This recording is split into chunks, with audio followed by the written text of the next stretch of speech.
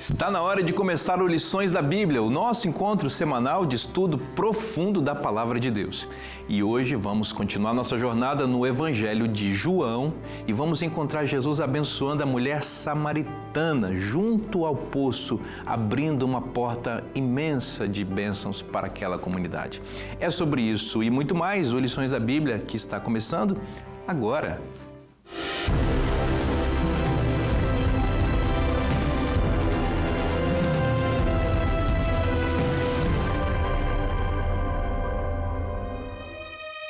Ao abrir a lição da Escola Sabatina, muitos leitores não têm a mínima ideia de em quantas mãos o guia passa antes de chegar até eles. O maior responsável pelo aperfeiçoamento do texto é o editor, que coordena todo o processo de revisão e de adaptação. Quando eu trabalho com um texto, e a mesma coisa acontece com os tradutores, nós temos o cuidado de ser fiéis em relação às ideias originais, mas ao mesmo tempo nós procuramos aqui fazer um trabalho com sensibilidade de um modo que o texto alcance o coração das pessoas. E às vezes você precisa reescrever alguma frase, trocar a ordem das palavras, tentar colocar o texto de uma forma que fique mais clara a linguagem e de uma forma que a mensagem bíblica que sempre está envolvida com a mensagem de Jesus Cristo, chega ao coração das pessoas. Cada etapa do processo tem o objetivo de assegurar que nenhuma nuance bíblica ou teológica tenha se perdido na adaptação. É fundamental que o conteúdo seja acessível e compreensível para a diversidade do público, que vai de eruditos a leigos, homens, mulheres, sendo adultos de todas as idades, das mais variadas regiões brasileiras. A primeira etapa é a leitura do editor, que faz adaptações gramaticais, até algum ajuste teológico, se for necessário, faz as correções necessárias. E esse texto, então, depois que ele está editorado, lido, com a primeira leitura do editor, ele vai para uma segunda leitura de uma revisora profissional que faz mais uma leitura corrigindo possíveis erros gramaticais, ortográficos, de acentuação, etc. Então, depois que essa revisão é feita, volta para o editor para que ele confira, para que ele verifique, para que ele faça alguns ajustes e então o texto finalmente vai para o departamento de arte. Lá no departamento de arte o texto é diagramado, aí volta para a redação e a próxima etapa é uma outra leitura de um outro profissional que trabalha com revisão, edição. Então é feita uma outra leitura profunda, detalhada, com as últimas correções. Então depois que esse texto está limpo, né, como a gente usa aqui na linguagem técnica, esse texto então ele vai para uma leitura final, uma leitura de controle de qualidade, uma leitura superficial, e aí o texto está praticamente pronto para a impressão. A revisão busca garantir que a mensagem de Deus seja transmitida de forma clara e profunda, tocando todos os leitores, independente do seu nível de conhecimento. Porque quando você fala de que a gente já ajusta os aspectos gramaticais, ortográficos, né? Isso aí já acho que é o ponto principal, né? Que são ajustes da língua para você contextualizar o texto para que ele tenha um sotaque brasileiro, né? O texto geralmente vem com sotaque da língua original, no caso inglês, né? A gente precisa deixar esse texto com sotaque brasileiro, do português brasileiro, e ao mesmo tempo a gente precisa adaptar expressões idiomáticas que são comuns na outra língua original, e a língua que está recebendo o texto, ela tem às vezes expressões correspondentes, mas às vezes não, você precisa fazer uma adaptação, uma interpretação daquela ideia, daquele texto, para que fique mais fácil para que o nosso povo compreenda. Este trabalho rigoroso e dedicado dos revisores é uma parte fundamental de uma grande missão, que é levar o estudo da Palavra de Deus de uma maneira simples a todos os alunos interessados da Escola Sabatina.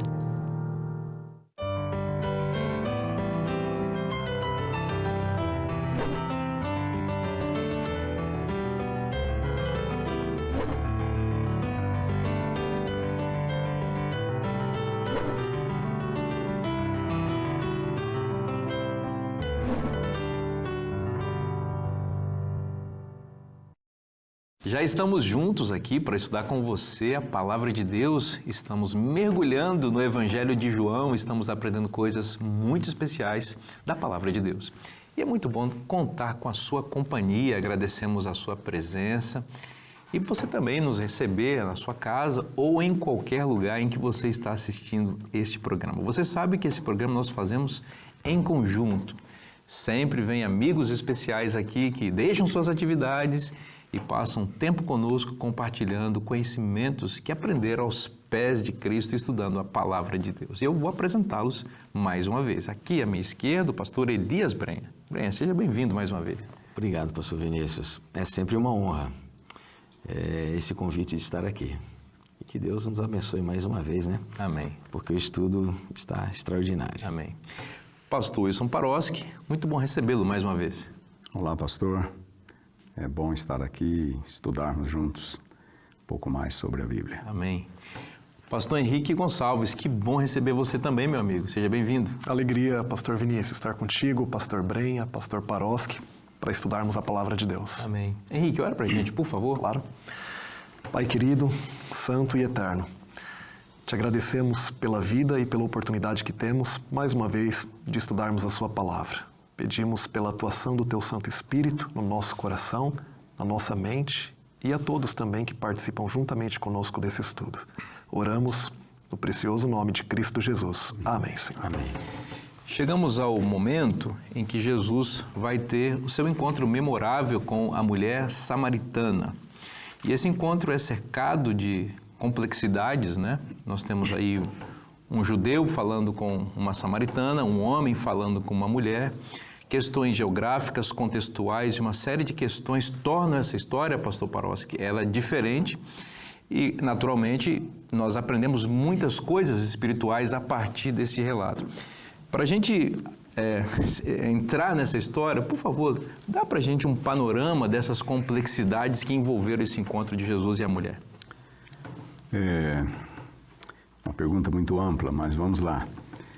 Samaria era um território que dividia o território judaico, por assim dizer. A Judéia ficava mais ao sul, onde estava Jerusalém, e a Galiléia ao norte. E a Samaria ficava no meio. Quem eram os samaritanos? Os samaritanos eram um povo mestiço. Eles eram parcialmente israelitas, remanescentes das 10 tribos do norte, e parcialmente pagãos, que os assírios trouxeram para ocupar o lugar daqueles que eles levaram para o cativeiro. Isso foi no 8º século antes de Cristo. Os assírios invadiram, levaram boa parte da população e trouxeram pagãos de outras terras. E da mistura desses pagãos com aqueles israelitas que ficaram, surgiram os samaritanos. E por conta de um sangue mestiço, inclusive pagão, os judeus não gostavam dos samaritanos e os samaritanos não gostavam dos judeus. Os samaritanos acabaram absorvendo boa parte da religião judaica, ou da fé israelita. Por exemplo, eles também esperavam o Messias, eles seguiam o Antigo Testamento, o Pentateuco de Moisés, os 5 primeiros livros, mas era uma religião que não era essencialmente bíblica. Eles continham alguns elementos estranhos e por conta disso e outros fatores havia muita hostilidade, muita rivalidade entre judeus e samaritanos. Eles tinham seu próprio templo no Monte Gerizim, que os judeus não reconheciam, eles não reconheciam o templo de Jerusalém como válido. Uma vez no ano... Bom, esse templo foi destruído no 2º século a.C. pelos judeus. Os judeus destruíram esse templo samaritano. No ano 6 da nossa era, alguns samaritanos vieram em Jerusalém e jogaram ossos humanos no pátio do templo, profanando o templo. E a hostilidade entre os dois era muito intensa. O capítulo 4, versículo 9, resume tudo. porque os judeus não se dão com os samaritanos. Isso tudo torna a presença de Jesus ali e o diálogo de Jesus com a samaritana muito mais, eu diria, impressionante ou significativo por conta de todo esse contexto de hostilidade que havia entre eles. E Brenha, é muito interessante isso, porque a gente entende essa dificuldade do encontro e há um aspecto geográfico também envolvido aqui, não é? Porque Jesus estava voltando para a sua região, para Galiléia, como foi mencionado, e havia um caminho mais curto, e o caminho mais curto é passar por Samaria. Mas os judeus não gostavam de passar por ali.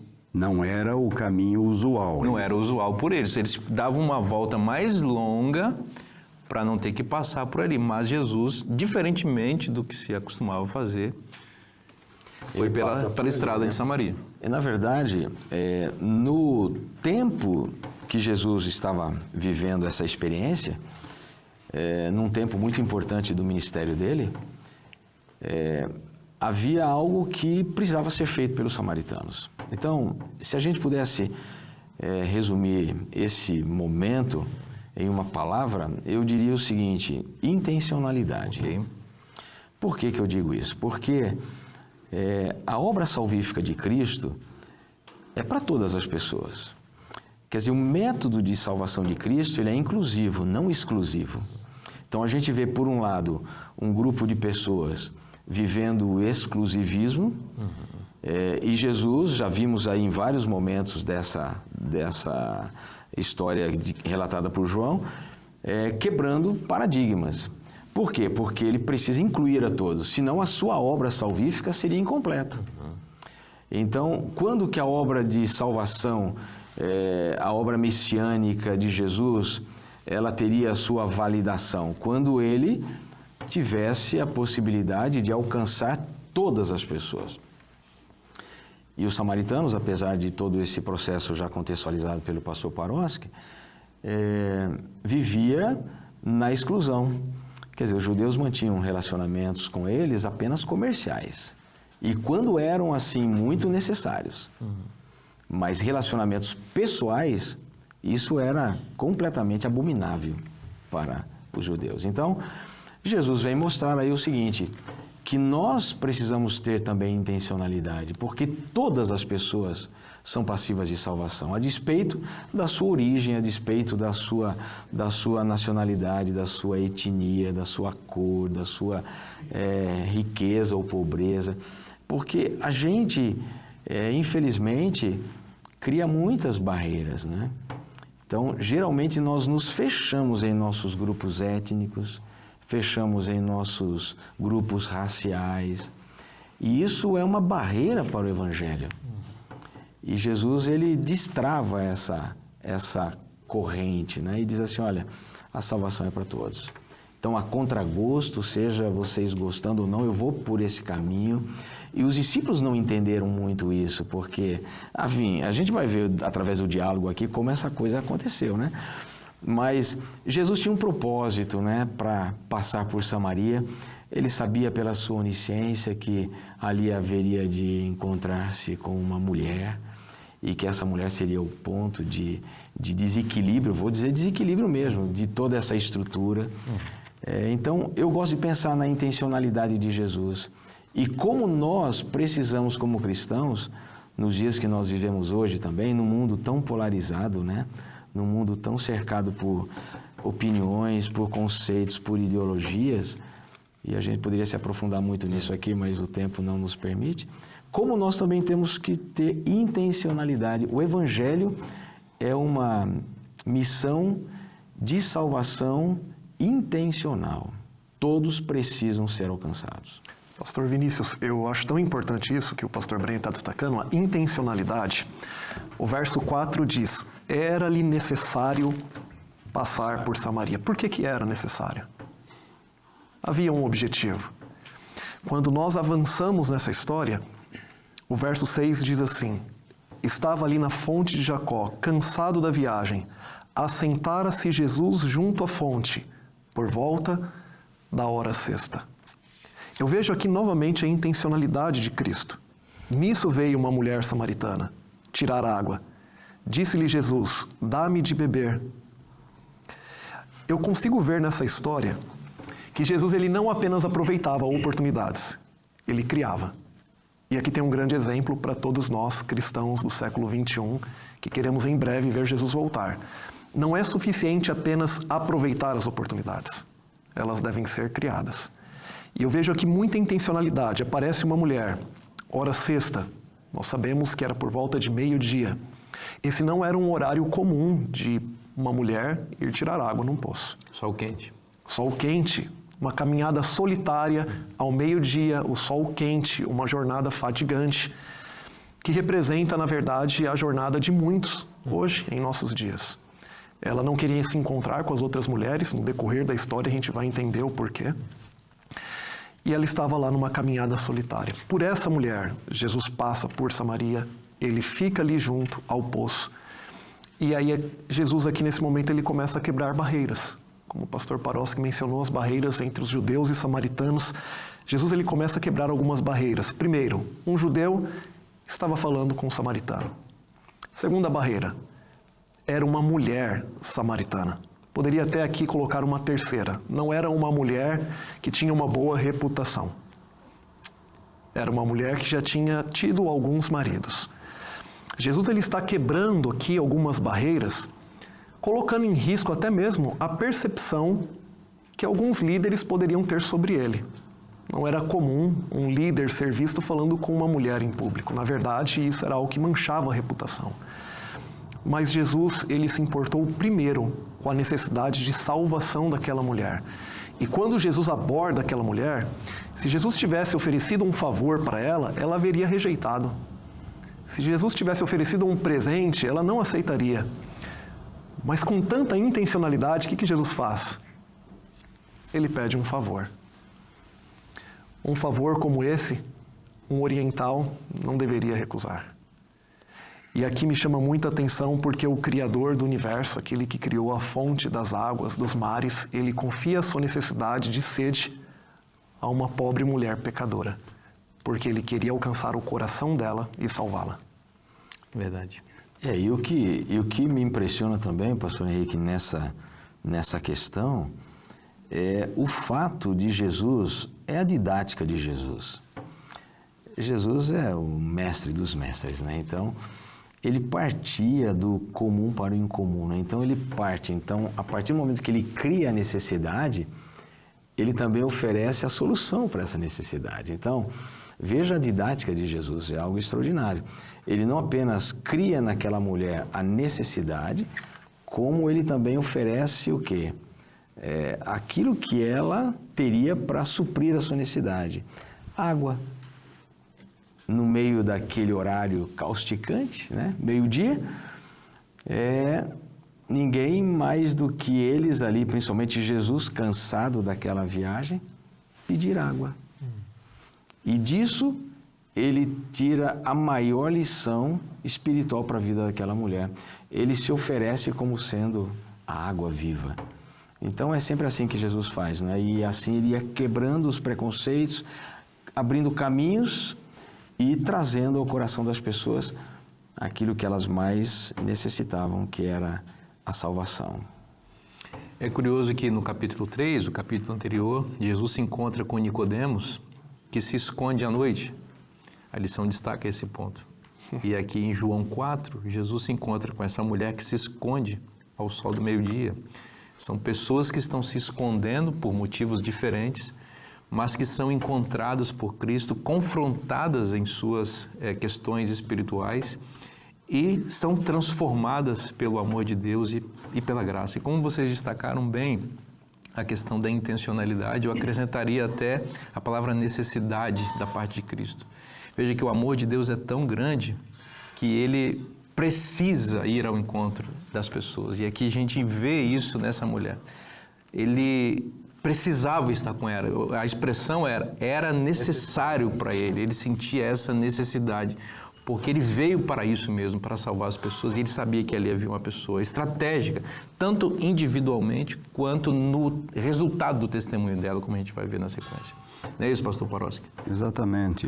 E Um elemento muito interessante que nós ainda vamos desenvolver um pouco mais é perceber como que Jesus se aproveitava da circunstância, dos elementos que estavam à mão, visíveis, palpáveis, para em cima disso construir a sua mensagem espiritual. As parábolas de Jesus se baseavam em coisas corriqueiras, comuns da vida. Aqui, a água que ele pediu criou o ensejo para um sermão espiritual centrado na água, no tema da água. Daí ele parte para a água material, para a água espiritual, e ele construiu o seu sermão. Jesus era muito criativo como mestre, como um instrutor, como um professor, e efetivo, porque a gente vê que a mensagem surtiu o efeito, não é? Surte o efeito tanto no momento específico e fica um registro extraordinário para gerações posteriores como nós, que somos beneficiados por essa história, por essas simbologias, por essas imagens belíssimas. Todos nós nos identificamos como uma pessoa sedenta, no sol, desejando água, e alguém oferecendo uma água que vai saciar plenamente a sede, né? Que bênção poder estudar a palavra de Deus. Nós vamos fazer um intervalo bem rapidinho agora. Falando em água, você pode tomar uma aguinha agora, né? É o momento. A gente vai respirar um pouquinho também, mas não saia daí. O programa volta já já.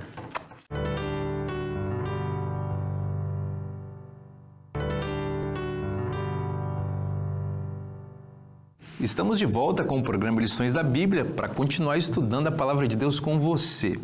Deixa eu te fazer uma pergunta. Como anda o seu coração? O seu coração, não o seu coração emocional, o seu coração mesmo, que está batendo aí, está forte, seu coração precisa ficar bem, viu? Porque o coração pulsa, faz o nosso organismo funcionar, o sangue circular, e é muito importante. A gente sabe que tem muita gente que tem problemas cardíacos, cardiovasculares, e essas coisas são muito perigosas. Então é importante que a gente saiba como lidar com o nosso coração para ele ficar bem, batendo sempre, para a gente ter vida e saúde e vida plena. Bom, você sabe que nós estamos nessa campanha especial com essa revista, essa edição especial da revista Esperança, Novo Tempo, A Máquina Humana. E aqui, em um dos capítulos, você vai aprender como lidar melhor com o seu coração para que ele funcione bem.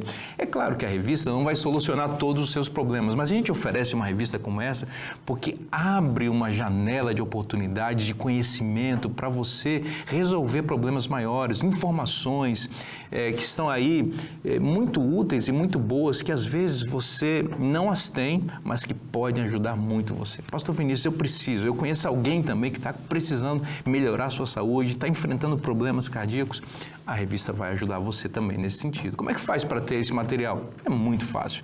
É só você mandar um WhatsApp para o número que está aparecendo aí na sua tela. Você vai preencher um cadastro bem rapidinho e nós vamos enviar para sua casa sem custo nenhum essa revista que eu tenho certeza que vai ajudar você. Está na hora do seu coração ficar ainda melhor. Então não perca essa oportunidade, manda mensagem para a gente e nós vamos enviar para você esse material.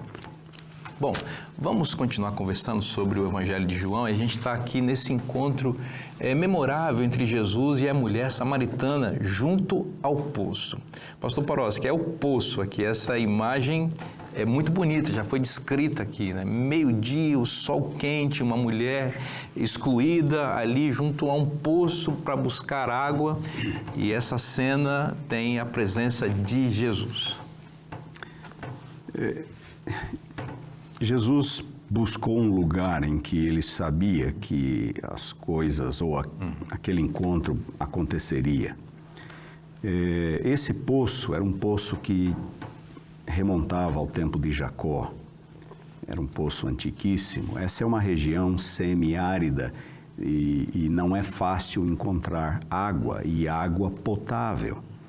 Os judeus usavam a água do Rio Jordão, quando estavam aqueles que moravam mais próximos, ou então faziam cisternas para buracos na terra para acumular água da chuva para usarem, mas um poço com água potável era algo raro. E havia esse poço, e era um poço profundo. Medições revelam que ele tem mais de 40 metros de profundidade. Uau. Esse poço ainda está lá, ele pode ser visitado e a gente pode tomar daquela água ainda hoje. Mas era um poço profundo e Jesus, portanto, não tinha como tirar a água do poço. E ali vem a mulher, ela está equipada com a sua vasilha, o seu vaso, o seu cântaro, que era um instrumento que ela usaria, talvez houvesse uma corda disponível ali, ela usaria para retirar a água. No contexto aqui vai falar que quando ela vai para a cidade, ela deixa o vaso.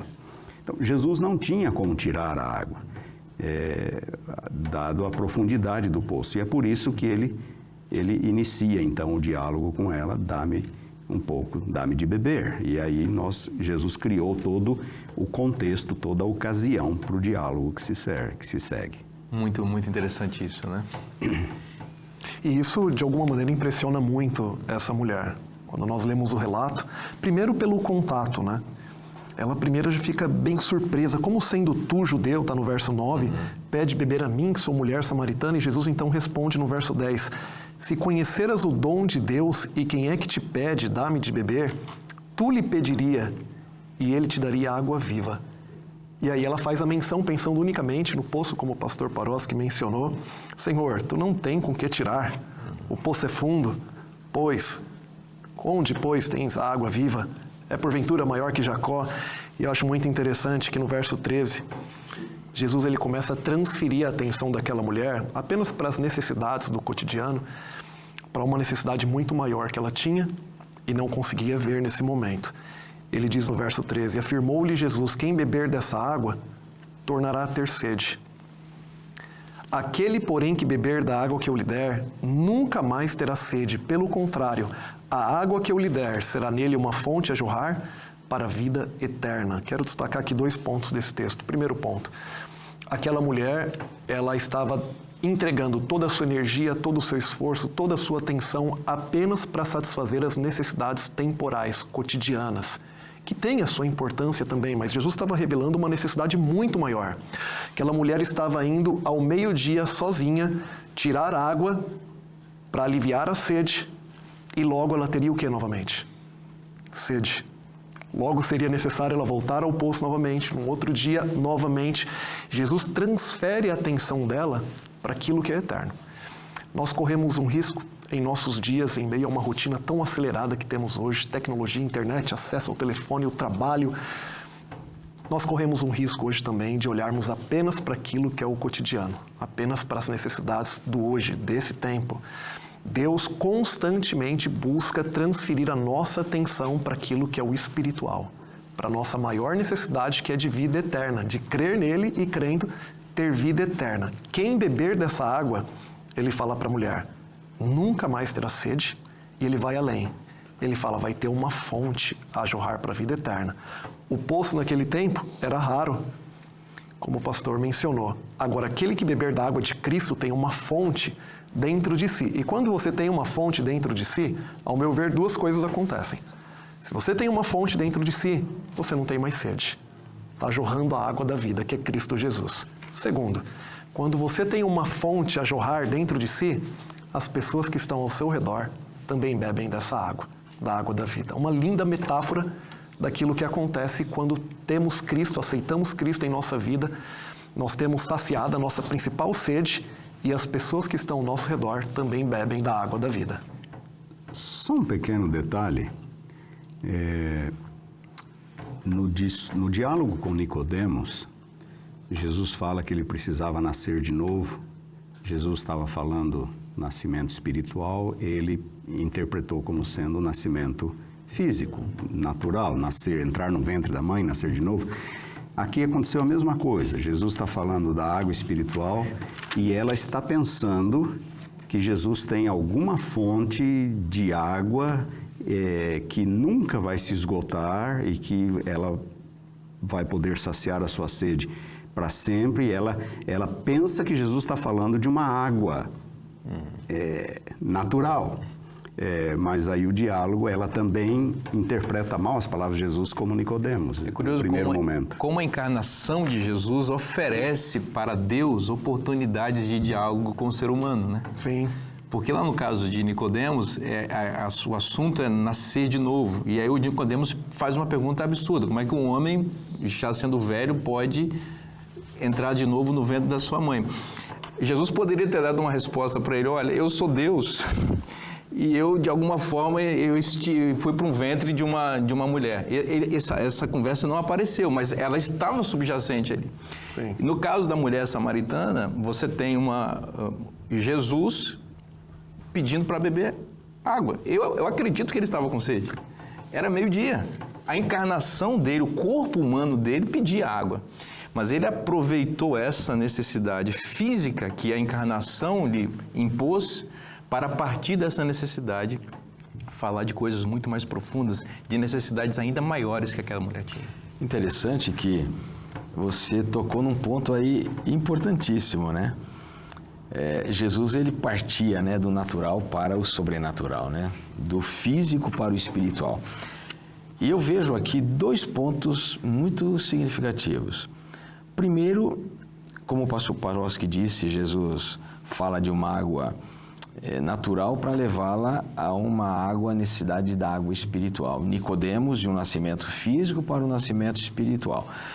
E isso acontece, essa percepção, ela acontece quando na nossa vida? Quando nós nos tornamos também seres espirituais. A Bíblia diz, Paulo diz isso, né? Que as coisas espirituais, elas se discernem espiritualmente.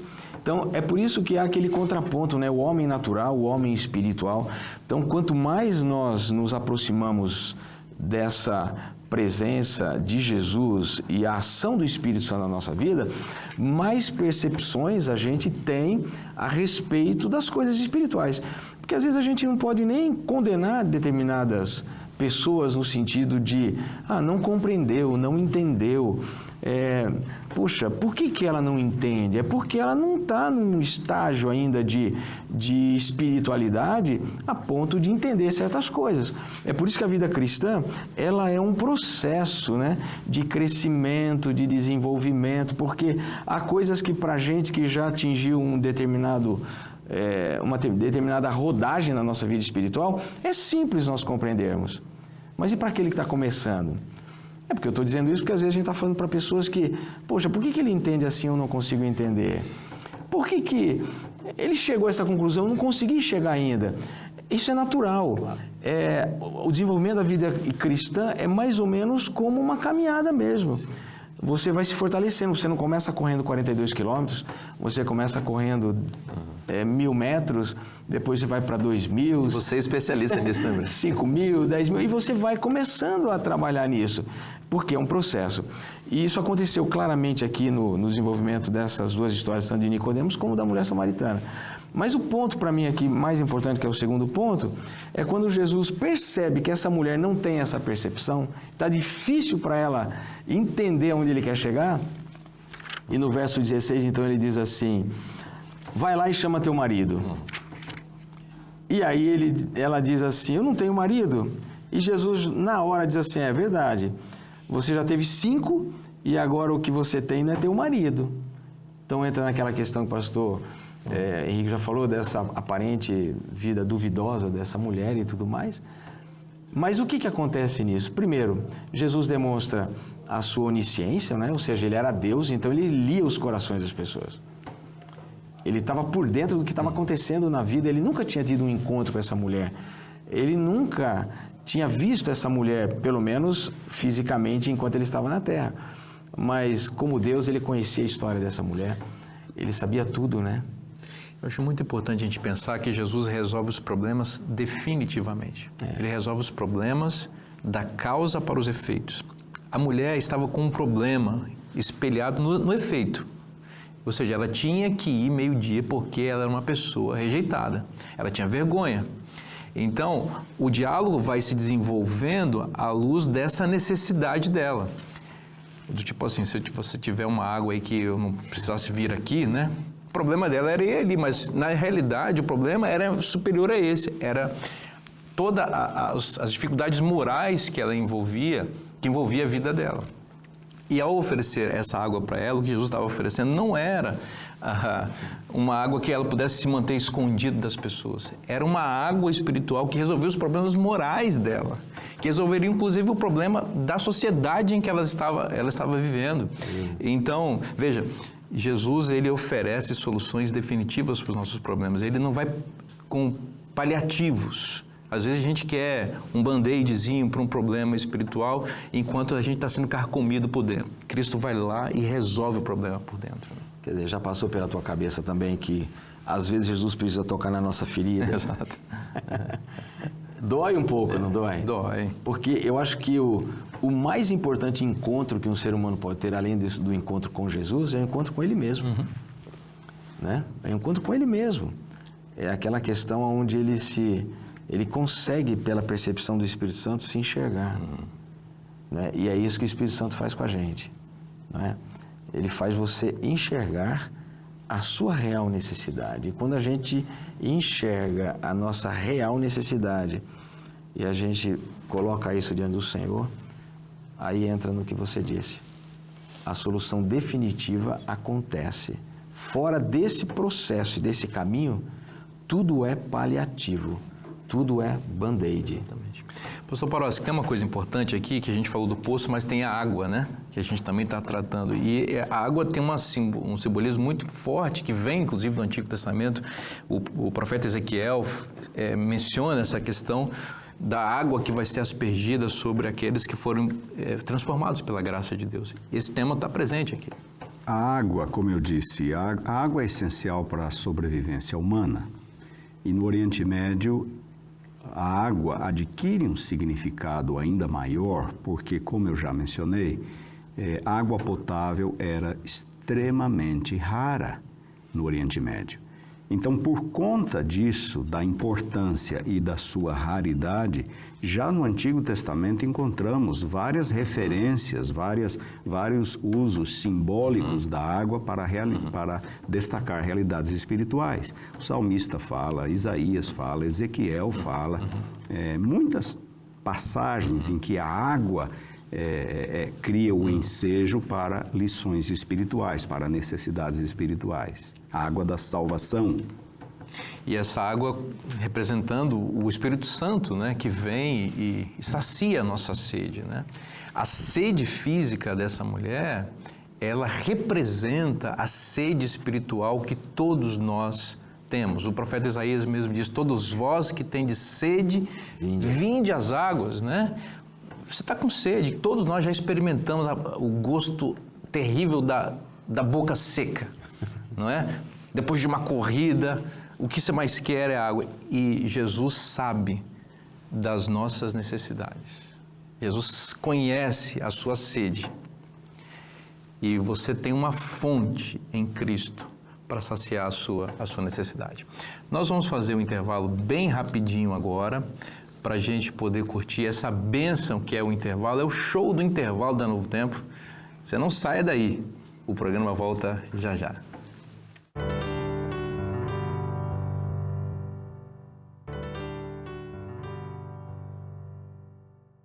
Já estamos de volta com o programa Lições da Bíblia para compartilhar a Palavra de Deus com você. E falando em Palavra de Deus, eu tenho um oferecimento muito especial a você. É esse livro, Devocional Diário. Eu vou explicar para você o que é um devocional diário. É uma página por dia para você ter um encontro especial com Jesus. E esse é especial, foi escrito pelo Rodrigo Silva, que é apresentador aqui da TV Novo Tempo, você conhece. E ele escreveu esse livro com muito carinho para você ter um encontro com Deus, especialmente a cada manhã ou em qualquer momento do dia que você achar mais especial. O título Descobertas da Fé é muito importante porque vai dialogar aí com essa especialidade do Rodrigo Silva. Você sabe que ele gosta de arqueologia, fala muito sobre isso, tem muito conteúdo na internet sobre esse assunto, mas ele vai, a partir desse mote, fazer você pensar em coisas espirituais muito importantes. Esse é um livro que você vai acompanhar ao longo do ano de 2026, mas em qualquer outro momento da sua vida também. É o momento de você adquirir esse livro. Está na hora, já está, as pessoas estão pedindo e você não pode ficar sem o seu. Então, não perca tempo, peça o seu livro Descobertas da Fé com Rodrigo Silva. Como é que faz para adquirir? É só acessar cpb.com.br. Vamos continuar conversando sobre o Evangelho de João e aqui especificamente a história do encontro de Jesus com a mulher samaritana. Pastor Paroski, a conversa começou sobre sede, Jesus pedindo água, a mulher dizendo que Jesus não tinha condição de tirar água do poço, porque o poço era fundo, só ela tinha um instrumento, ele não tinha, ele era judeu, ela era samaritana, cheia de preconceitos ali naturais, que se esperavam mesmo, até que a conversa muda um pouco Jesus muda o tom da conversa com uma pergunta importante. Jesus mudou para começar a se identificar. Ele introduziu o assunto do marido. Vai e traga o seu marido. E quando Jesus disse, né, que ele conhecia a vida dela, quantos maridos ela já tivera e aquele que agora ela tinha não era, na verdade, o marido, isso a impressiona. E ela muda um pouco o foco, mas ela agora está olhando mais para a pessoa de Jesus e ela pergunta se ele é um profeta. É interessante destacarmos que no Antigo Testamento, no livro de Deuteronômio, Deus anuncia um profeta igual a Moisés. É uma figura messiânica. Deus diz que ele vai dar ao povo de Israel um profeta igual a Moisés. Uma figura messiânica que apontava para Cristo. Então, quando ela pergunta, né, ela fala, vejo que és profeta, ela está começando a ver algo mais profundo em Jesus. E daí ela testa Jesus, porque um dos pontos de intriga entre samaritanos e judeus era quanto ao local de adoração. Os patriarcas adoraram no Monte Gerizim e eles usavam isso, os samaritanos, como desculpa para dizer, como justificativa para dizer que lá era o único local de adoração. Tanto que eles construíram um templo lá no 4º século a.C., que no 2º século os judeus destruíram. E os próprios antepassados, os samaritanos também, os israelitas que viviam nas tribos do norte, também tinham um templo na região de Betel e Dan ali, né? Isso. O que também torna ainda mais acirrada essa história, né? Exatamente. E aí os judeus insistiam que o único local correto de adoração era Jerusalém. Então, ela testa Jesus no assunto de onde que é o verdadeiro local de adoração.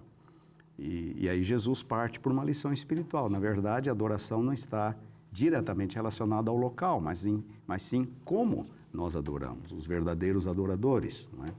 Os verdadeiros adoradores, aqueles que adoram em espírito e verdade. A conversa vai ficando mais profunda, né, Breno? Vai ficando interessante, né? Porque como o pastor Paroski disse aí, não é? Jesus chega a um ponto de dizer para ela algo extraordinário, né? Quando ela diz assim, eu sei responder a mulher, que há de vir o Messias chamado Cristo.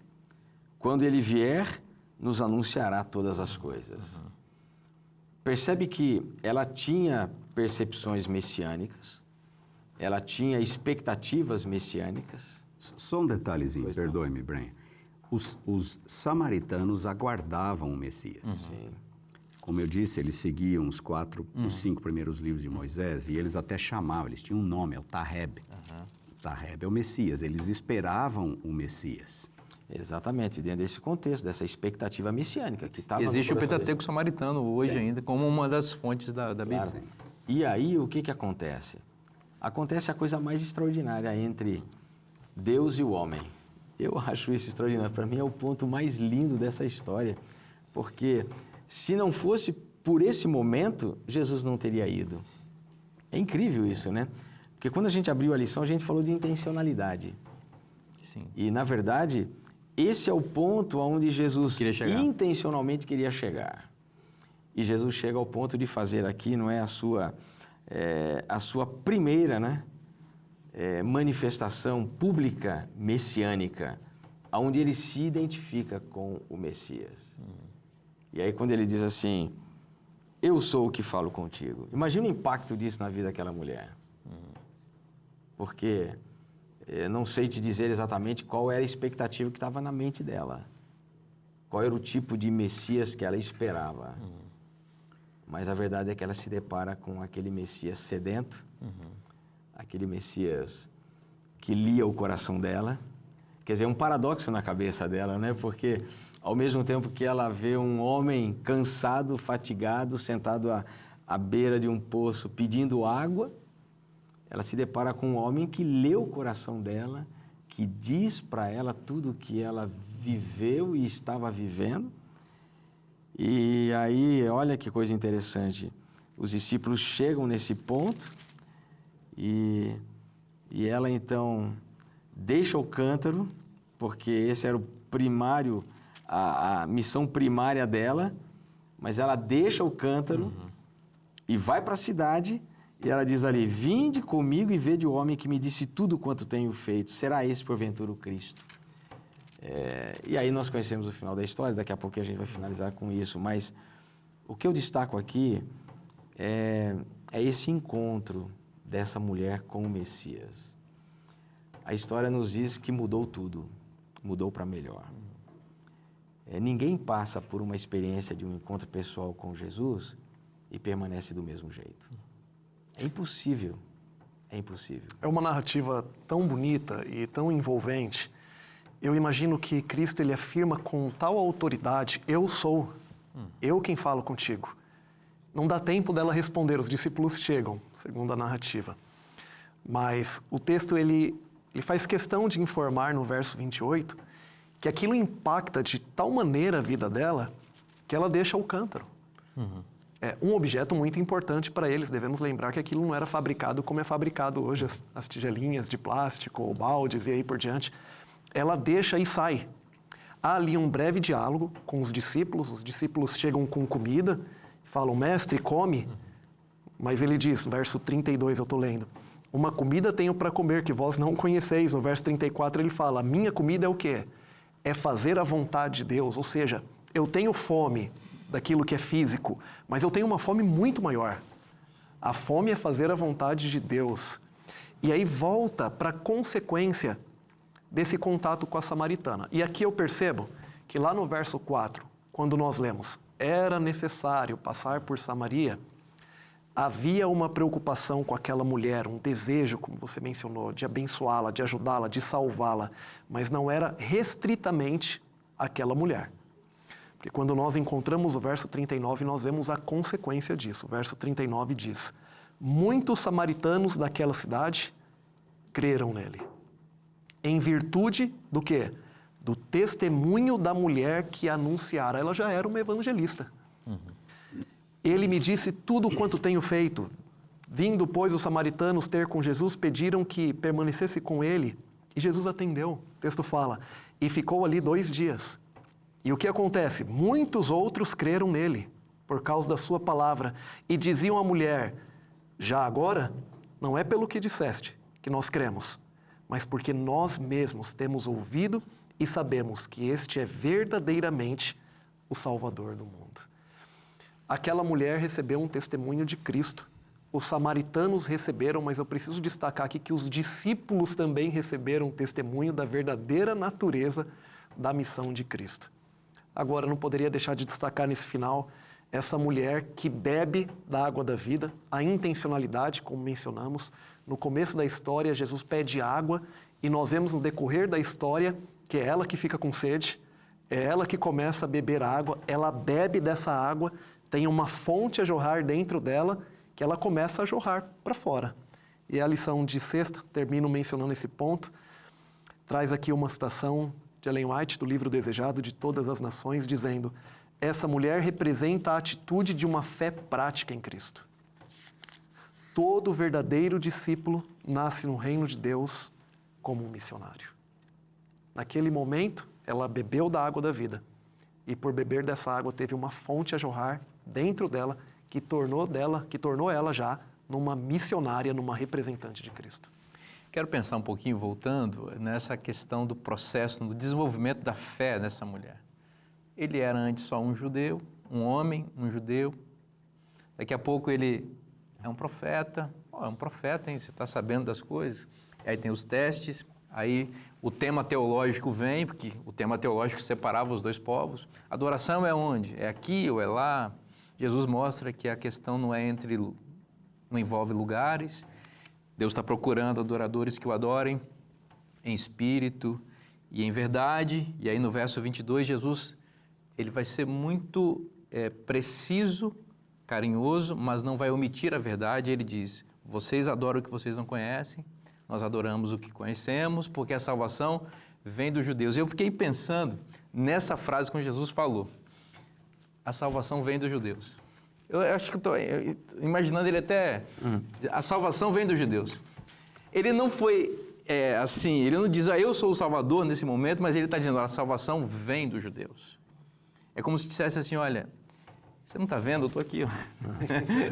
Você não está preparado ainda, não vamos chegar lá, mas a salvação vem dos judeus. Esses com quem você tem preconceito, esses que também têm preconceito com vocês, o Salvador vem deles. Veja, ele faz da palavra o substantivo salvação, mas na verdade essa palavra salvação esconde o substantivo concreto, Salvador, que está ali diante dela. Ela não estava imaginando isso. E a conversa vai permitir que ela entenda que ela está diante do Salvador. O Salvador que salva com o Espírito, representado pela água, ou seja, esse Espírito que purifica, que lava a vida, que mata a sede, mas o Salvador também que apresenta a verdade, não omite nenhum ponto da verdade, faz com que a verdade assuma o significado completo na vida, e isso mata a sede daquela mulher e gera nela essa fonte que jorra para a vida eterna. Deixa eu falar para você que está ouvindo agora, que também tem sede e que precisa de salvação e que precisa do Salvador. Ele existe, ele é real, ele ama você e ele está disposto a fazer o mesmo que fez com essa mulher também em sua vida. Essa oferta está na Bíblia. E se está na Bíblia, é bom para você. Eu te espero na próxima semana. Que Deus te abençoe muito. Um forte abraço e até lá.